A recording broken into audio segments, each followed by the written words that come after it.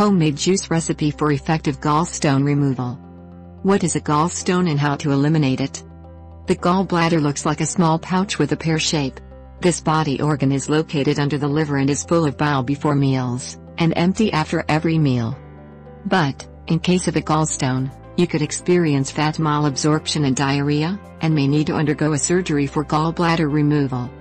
Of course, before you decide on undergoing a surgery, consider trying these natural remedies that may help you fix the problem and alleviate the symptoms of nausea, back, shoulder and abdominal pain, indigestion, and vomiting.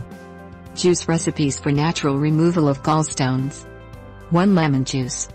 Squeeze 4 lemons and then dilute the juice with warm water, as pure lemon juice is very strong, and drink it in the morning, on an empty stomach, in order to eliminate gallstones. Also, consume a lot of water. 2 vegetable juice. Make a mixture of cucumber, carrot, and beet juice and consume the beverage 2 times daily. 3 citrus fruits. It is a fact that all citrus fruits are packed with pectin, which is a crucial ingredient in the gallstone removal. 4 turmeric. Mix a teaspoon of turmeric powder, some honey with some water and consume it for dissolution and removal of all gallstones. 5 Epsom salt. Combine a cup of room temperature water with a teaspoon of Epsom salt and consume it in the evening. 6 apple cider vinegar and apple juice. Apples possess powerful components for dissolving gallstones. Moreover, apple juice is equally efficient as the vinegar. It has been scientifically proven that malic acid present in apples can soften the gallstones. Furthermore, vinegar can balance bad cholesterol levels that also result in gallstone formation. This natural remedy helps in the gallstone removal. 1 tablespoon of organic apple cider vinegar. 1 glass of organic apple juice. Combine the ingredients and consume the remedy once a day. What's more, it is an incredible natural remedy for an instant relief of gallstone attack-induced pain. 7 lemon juice. It can also control cholesterol levels.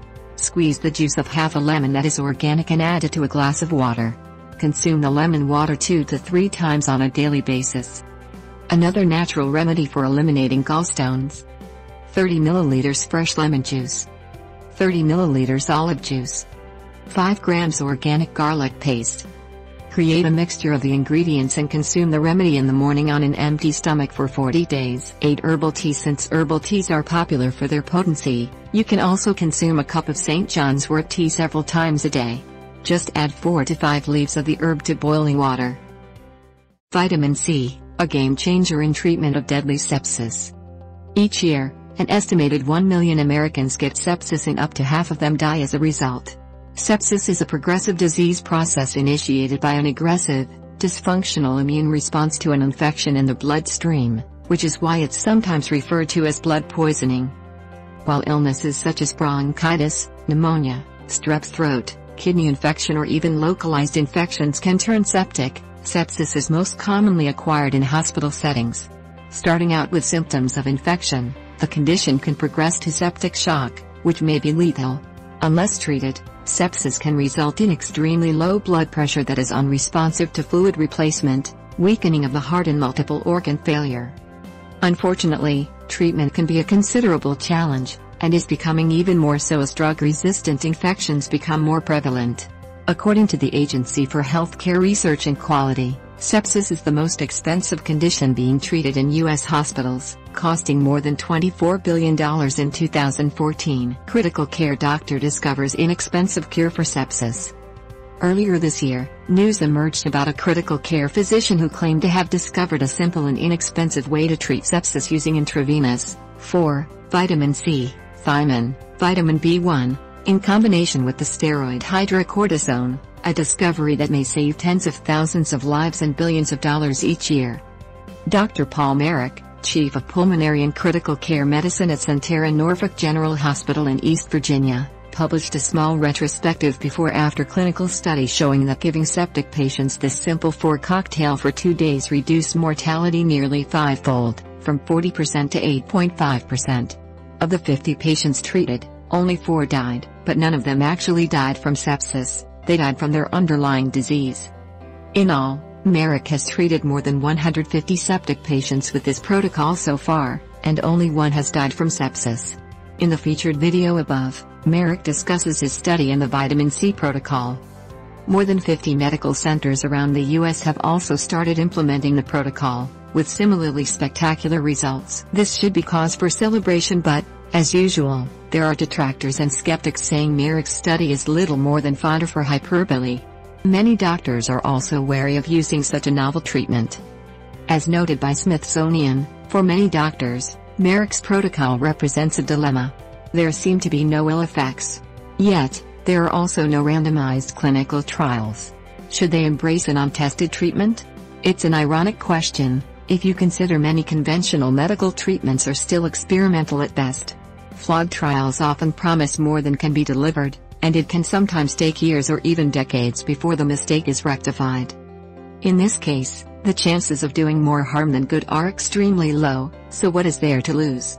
Centera Norfolk General Hospital, where Merrick works, has already made the protocol of standard of care for sepsis. The hospital president is considering making it standard of care in its other 12 hospitals as well.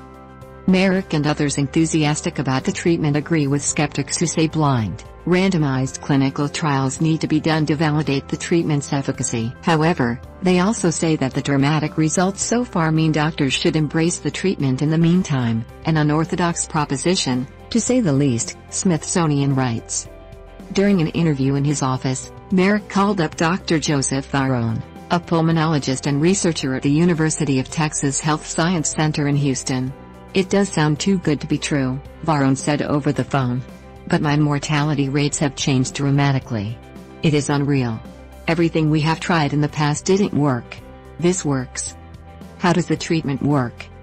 Vitamin C is well known for its ability to prevent and treat infectious diseases. Previous research has shown it effectively lowers pro-inflammatory cytokines and C-reactive protein. Influenza, encephalitis and measles have all been successfully treated with high-dose vitamin C. To investigate the mechanism of action for sepsis, Merrick reached out to John Catravas, Ph.D., a pharmacology researcher at Old Dominion University. At Merrick's request, Catravas performed an independent lab study, which confirmed the effectiveness of the treatment. Catravas cultured endothelial cells from lung tissue and then exposed them to endotoxins found in patients with sepsis. Interestingly, vitamin C acts like the steroid hydrocortisone, yet when either vitamin C or the steroid were administered in isolation, nothing happened. When administered together, however, the infection was successfully eradicated and the cells were restored to normal. The addition of thiamine is also important.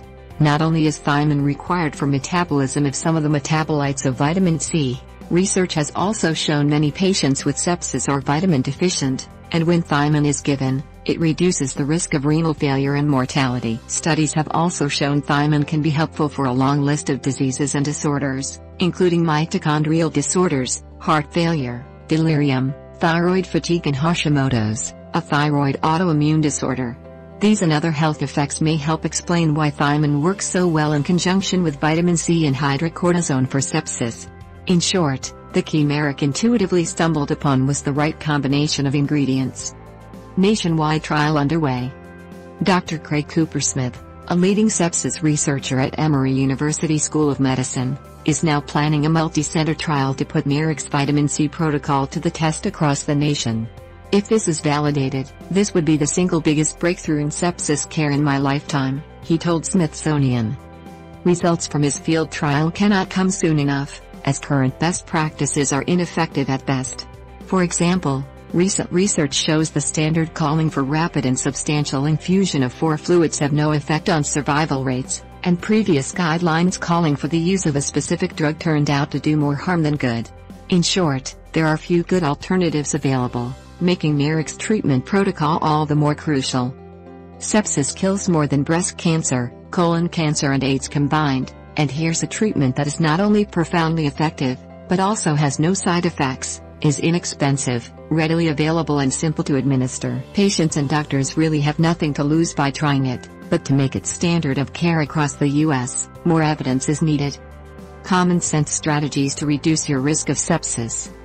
With sepsis affecting more than 1 million Americans each year, it's important to be aware of its signs, symptoms and risks. Part of what makes it so deadly is that people typically do not suspect it, and the longer you wait to treat it, the deadlier it gets. Even healthcare workers can miss the signs and delay treatment. According to the Centers for Disease Control and Prevention, CDC, you're at higher risk for sepsis if you have chronic disease. A vast majority, 7 out of 10, of people who develop sepsis have some kind of chronic health condition. Those with diabetes, lung, kidney or liver disease tend to be particularly susceptible to infection, which raises the risk. Weakened immune system, AIDS or cancer. Recently spent time in a hospital, nursing home or other healthcare facility, as exposure to infection-causing bacteria is common in these places. While healthcare workers have a responsibility to prevent infections that could potentially turn septic and to educate patients about warning signs of sepsis, you can lower your own risk by promptly treating urinary tract infections, UTIs. UTIs are the second most common type of infection in the body, sending more than 8 million people to their healthcare providers every year in the US alone, and 1/4 of sepsis cases are related to urinary tract infections. Conventional treatment typically involves antibiotics, but research shows 90% of UTIs can be successfully treated with D-mannose, a naturally occurring sugar that's closely related to glucose. To learn more, see D-mannose for UTI prevention validated in a clinical trial. Properly clean skin wounds. About 1 in 10 sepsis cases are due to skin infections, so always take the time to properly clean and care for wounds and scrapes. Wash the wound with mild soap and water to clean out dirt and debris, then cover with a sterile bandage. Diabetics should follow good foot care to avoid dangerous foot infections. Avoid infections in hospitals. When visiting a healthcare facility, be sure to wash your own hands, and remind doctors and nurses to wash theirs, and/or change gloves, before touching you or any equipment being used on you. If you have to undergo a colonoscopy or other testing using a flexible medical scope, remember to call and ask how they clean their scopes and what kind of cleaning solution they use. If the answer is glutaraldehyde, brand name Cidex, find another hospital or clinic, one that uses peracetic acid. This preliminary